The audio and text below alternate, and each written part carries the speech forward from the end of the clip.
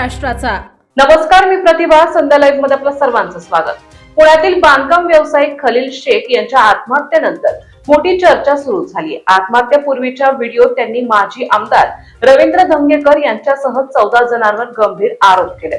या प्रकरणी स्वारगेट पोलिसांनी 14 जणांविरुद्ध गुन्हा दाखल केला आहे। आत्महत्येपूर्वी 56 वर्षीय बांधकाम व्यावसायिक खलील शेख यांनी एक व्हिडिओ रेकॉर्ड केला होता। या व्हिडिओत त्यांनी आर्थिक आणि मानसिक छळ होत असल्याचा गंभीर आरोप केलाय।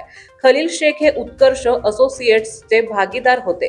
त्यांच्या म्हणण्यानुसार कंपनीकडून त्यांचे तब्बल 50 लाख रुपये येणे बाकी होते।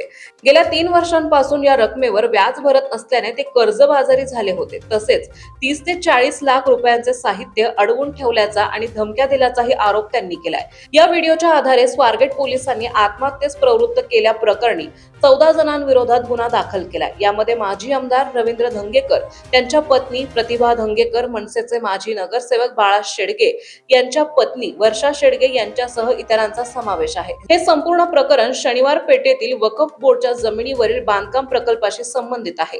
प्रकल्पाला स्थगिती मिळाल्याने काम रखडले आणि आर्थिक अडचणी वाढल्या। मात्र खलील शेख यांनी आपल्या मृत्यूपूर्वीच्या व्हिडिओत 50 लाख रुपये न मिळाल्यामुळे हे टोकाचे पाऊल उचलल्याचा दावा केलाय।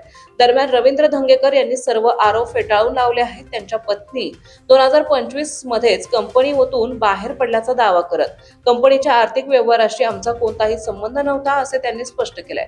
तसेच हा प्रकार राजकीय सूडबुद्धीने घडवला असून न्यायालयात आपली बाजू मांडणार असल्याचंही धंगेकर यांनी सांगितलंय। ताज्या आणि महत्त्वपूर्ण बातम्या पाहण्यासाठी आजच आमच्या संध्या लाईव्ह न्यूज चॅनलला YouTube वर सबस्क्राईब करा आणि बेल आयकॉन प्रेस करा।